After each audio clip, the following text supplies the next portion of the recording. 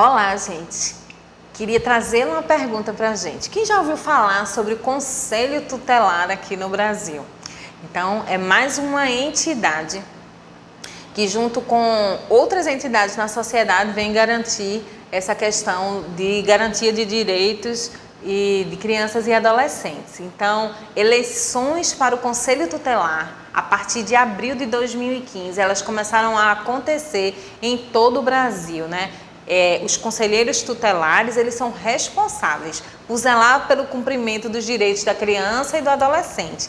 Então, a gente tem nas nossas comunidades, né, algo para a gente pensar. Eu conheço conselheiro tutelar, né, na minha comunidade, né? Eu voto nesse conselheiro tutelar da minha comunidade. E esses tipos de reflexões faz com que a gente pense, eu sou engajada de fato nessa garantia de direitos da criança e do adolescente, né? Eu cumpro com o meu papel na minha sociedade, né? Eu promovo nos espaços públicos que as crianças também tenham esse direito. Eu cuido da minha praça, né? A igreja com que eu faço parte, ela acolhe bem também as minhas crianças. Eu acho que tudo isso traz essas reflexões para a gente, né? Eu garanto que a criança ela tem um espaço para estudar, né, para aprender. Eu garanto que a criança dentro da minha casa, ela tenha o espaço para que ela possa brincar, ela tem um horário de brincar, o horário para estudar.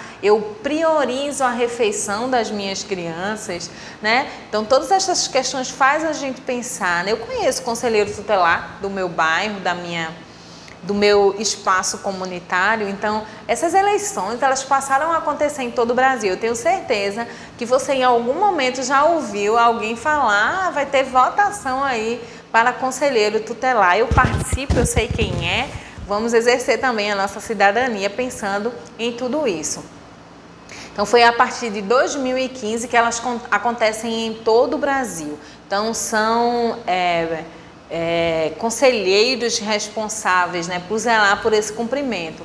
E aí ela passa a acontecer agora de forma unificada em todo o Brasil. É bom porque a gente fica ligado e entende que esse conselho tutelar, né, através desses conselheiros tutelares, podem nos ajudar no cumprimento, na garantia dos direitos da criança e do adolescente.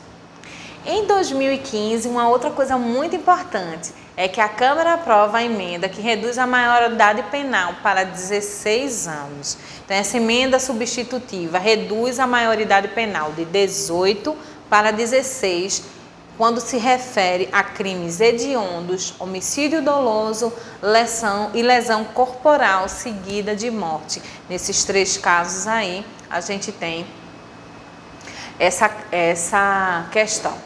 E aí, depois desse todo histórico que a gente faz, com muitas questões relevantes que aconteceram na nossa sociedade, faz a gente pensar muita coisa, né? De como que nós agíamos com nossas crianças e adolescentes, né?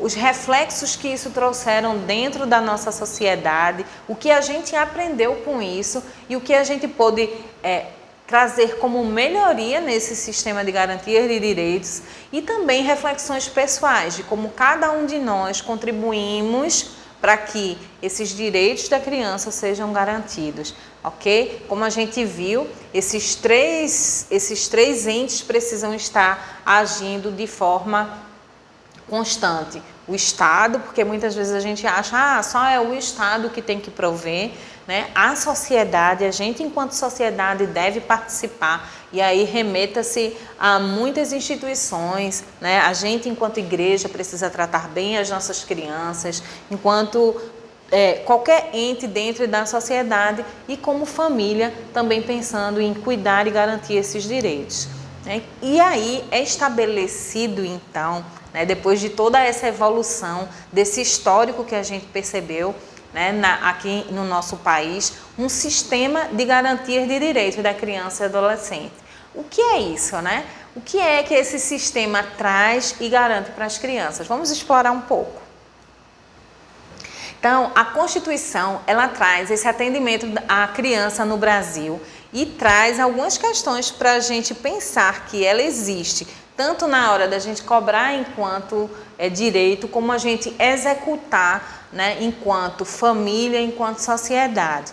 Então, é a doutrina da proteção integral, a gente precisa ter isso como doutrina da proteção integral e está lá na nossa Constituição. Então, a criança e o adolescente, elas são sujeitos de direitos. Então, ela não está à parte para não ser contada, ela não está à parte para que não seja garantida, muito pelo contrário, ela é colocada como prioridade, a criança, certo? E o adolescente. Então, eles são sujeitos de direitos. A prioridade absoluta, né? Essa questão da preferência que a gente coloca, a incumbência da família, do Estado e da sociedade, tá certo? Então, como a gente já falou, já repetiu bastante aqui, mas é bom que sempre fique claro, trazendo essa responsabilidade para os entes na hora do cumprimento. E a participação popular na definição dessa política de atendimento.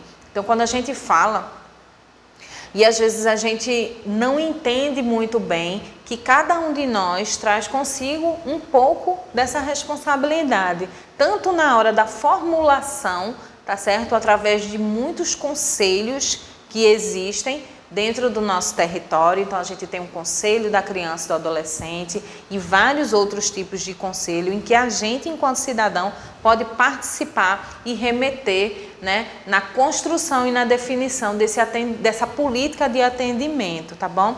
Então, essa participação popular, ela é muito importante. E aí, a política pública, né, que é essa ação direta do Estado, que visa essa garantia desse direito.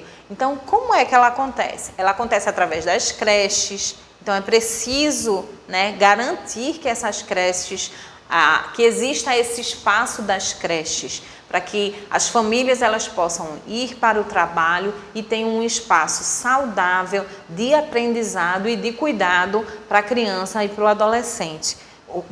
Creche para adolescente não, né? Para as crianças, as creches. E para os adolescentes, os espaços, né, escolares. E para algumas crianças que não estão na faixa etária da creche, também a escola. A questão dos parques, que também é uma questão inclusa dentro da política pública. Ok? Então, muitas vezes as nossas crianças, elas estão presas dentro de casa porque elas não têm esse espaço público sendo garantido.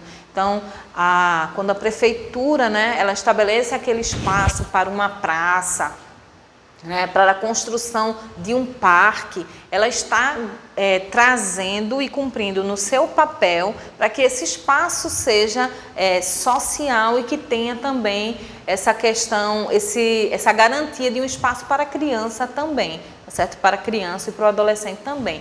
E muitas vezes a gente, enquanto participante da sociedade, às vezes a gente não colabora para que esse espaço esteja preservado, a gente não cuida desse ambiente e isso é um papel anticidadão, tá certo? A gente, às vezes, não se apercebe, mas proteger e cuidar desses espaços é também permitir com que crianças e adolescentes tenham esse espaço de recreação garantido, tá certo? A promoção dessa política pública cabe ao Estado e também a assistência à saúde, ok?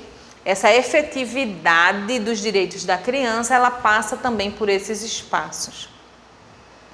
Essa proteção integral, tá certo? Ela acontece. Ela precisa ser um princípio, né, de integralidade, não é só garantir uma coisa desses itens, ela precisa acontecer de forma integral, de forma descentralizada, né? O princípio da municipalização, ela veio trazendo isso. Ora, o Estado ele não ia conseguir fazer com que tudo isso fosse cumprido. Então, existem coisas que são voltadas para a entidade federal, outras questões que são voltadas para a entidade estadual e outras voltadas para municipalização, porque é dessa forma que a gente consegue chegar próximo a esse atendimento, tá certo? Então, essa descentralização, ela trouxe responsabilidades para cada um desses entes. Então, a questão federativa tem as suas obrigações, o Estado e o município também tem as suas responsabilidades e recebe recursos para que possa garantir a execução desses espaços. A participação popular também é um outro princípio, certo? Então, na hora de definir você enquanto ente, né, a participação popular, ela está aberta para que qualquer um de nós também possa participar. E a integração operacional de tudo isso, né? Então, essas partes, elas precisam funcionar de forma integrada. Então, são princípios que regem essa proteção, essa política de proteção relativa à criança. Espero que você esteja gostando e eu vou esperar você no meu próximo vídeo, tá bom?